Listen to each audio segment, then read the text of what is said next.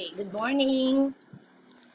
Okay, ngayon naman ituturo ko yung steps to enroll grade 1 to grade 6 pupils in Learner's Information System for this school year 2020-2021. So, yung first step po, mag-sign in using your LIS user account and password. Dito sa www.lis.deped.gov.ph. Okay, kapag na-search na po yung lis.deped.gov.ph, so i-sign in lang po yung user account ninyo sa LIS at ilagay lang yung password, then sign in. Click sign in. Then, okay, kapag ganito po yung lumabas, dun sa screen nyo, hanapin lang po si Learner Information System at i-click nyo para makapunta tayo sa master list. Kapag na-click na po, yan, dito ka na sa master list mo kung saan ka grade level naka-assign at section. So, hanapin lang po, makikita nyo po dyan na 0 pa yung number of learners mo dahil wala pa pong na-enroll. So, i-click lang po yung color green na enroll learner. Yan, i-click lang po nasa right side. Pag-click po, ito yung susunod na lalabas. I-click lang po yung Proceed Enrollment. Pag-click ng Proceed Enrollment, magsi-search po ng bata using the LRN.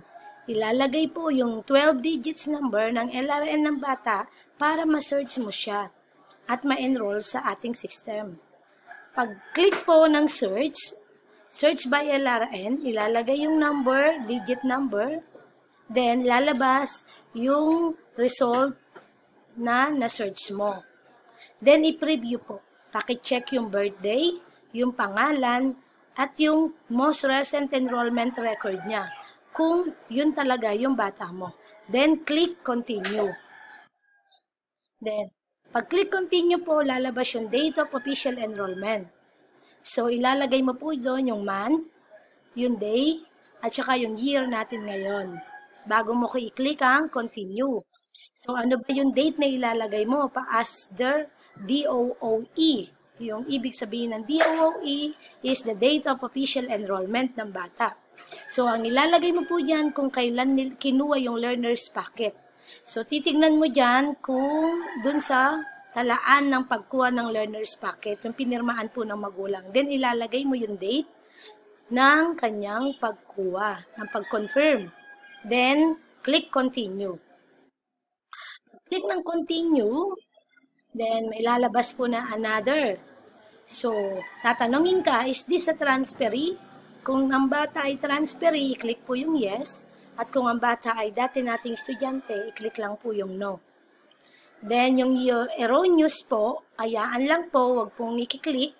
Kung may re-revise, opo, magsabi po sa akin kung may encounter na problem.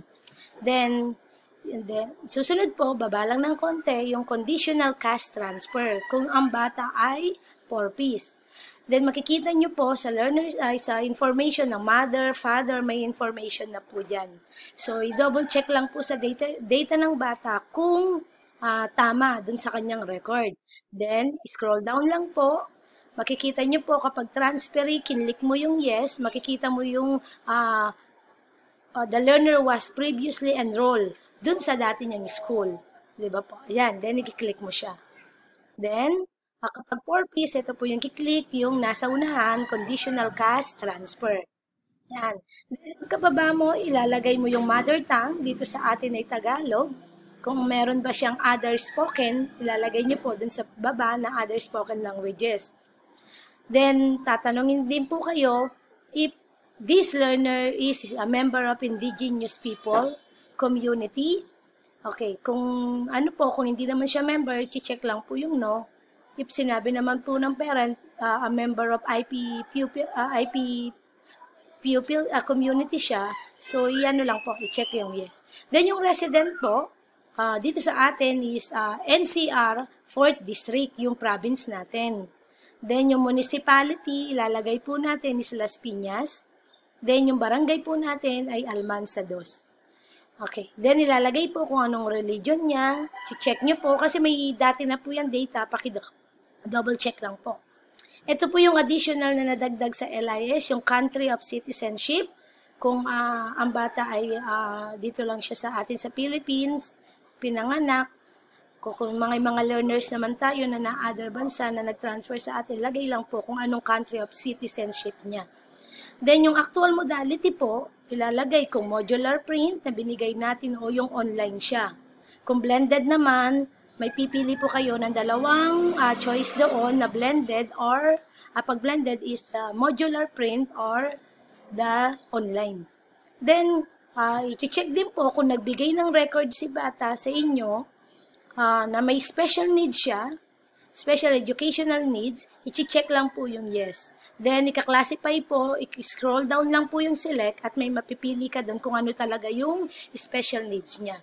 Kung wala naman po siyang special needs, i-click lang po yung no. Then, after po ma-double check yung data mula sa itaas hanggang pababa, pwede na pong i-click yung color green na nasa baba, yung enroll. Po, makikita nyo po dyan, sa master list nyo, mapupunta po kayo dito na meron na kayong learner na na-enroll na isa. Then, ulitin lang po yung step. Punta sa enroll, then proceed enrollment, then po hanggang sa dulo na po madouble. Ingatan lang po yung pag-enroll ng ating mga bata para maiwasan po natin ng magkaroon ng problema sa LIS. Maraming salamat po. Okay, if ever man po na ma-enroll mo na, tapos mo nang na-enroll yung transferees mo, at meron kang makikita na yellow, pending transfer ng learners mo, i-click lang po yung profile ng learners. Okay, para makita mo yung kanyang view history, kung saan siya galing at makuha mo yung contact number o kaya yung email address na pwede nating matawagan, pwede nating email o ma-text, i-view lang po yung history. Para mapakonfirm na po natin sa previous school niya na i-confirm na yung bata sa LIS at ipadala na yung kanyang SF10 o yung kanyang Form 137. School to school po ang magpapadala. Doon i-view lang po, then pwede pong gamitin itong format na to sa pag-text o pag-message sa previous school ng inyong mga estudyante sa mga transferees po natin. Ganyan po. Pwede po yung gayain. Okay? Tapos po, sa lahat naman po ng advisor na gustong magpa-reset, magsabi lang po sa akin. So, kapag po na-reset ko na po, na-confirm ko na po yung request ninyo, ang gagawin lang po, pag sign in nyo, yung gamit nyo pong user account, kunwari po, erwina.simbilio001@deped.gov.ph. So, ang magiging password ko po noon, kapag na-reset, yung pa rin po, erwina.simbilio001@deped.gov.ph. Then, sign in. Pag sign in ko po, hanap siya, iingi siya uli ng bagong password, new password. Enter lang po ng new password. Yun na po, para makapasok sa system. Okay? Maraming salamat po.